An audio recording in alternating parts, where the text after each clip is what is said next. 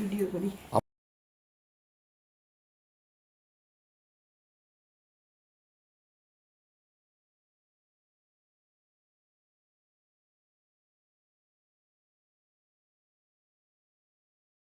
ইনি সেই অভয়ের মা।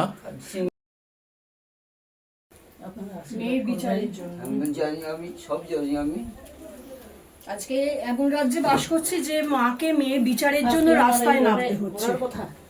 রাস্তায় নেবে বিচার। উনি অভয়ের মা।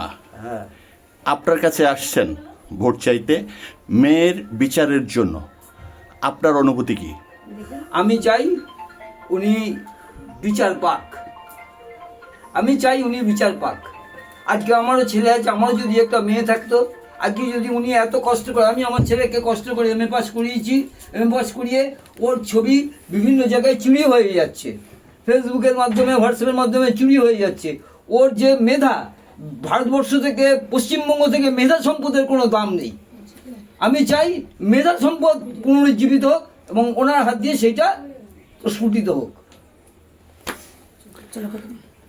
আপনার পাশে জনগণ আছে, মানুষের যে স্বতঃস্ফূর্ত বার্তা এটাই বলে দিচ্ছে আপনি যাচ্ছেন, আপনি বিচারের জন্য মানুষের পাশে থাকছেন। আপনি কি বলবেন?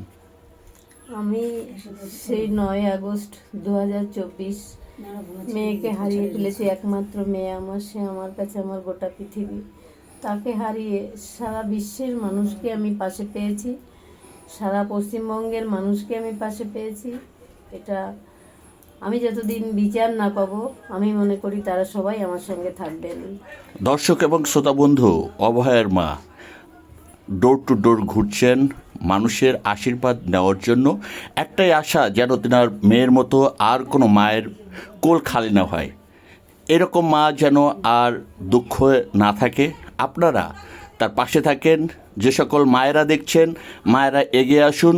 জনগণকে জাগরণের যে বার্তা চারিদিকে পাওয়া যাচ্ছে, সেই জাগরণ যেন সব কুলসিত, সে দুর্বিচার যেন দূরীভূত হয়। আপনারা পাশে থাকুন।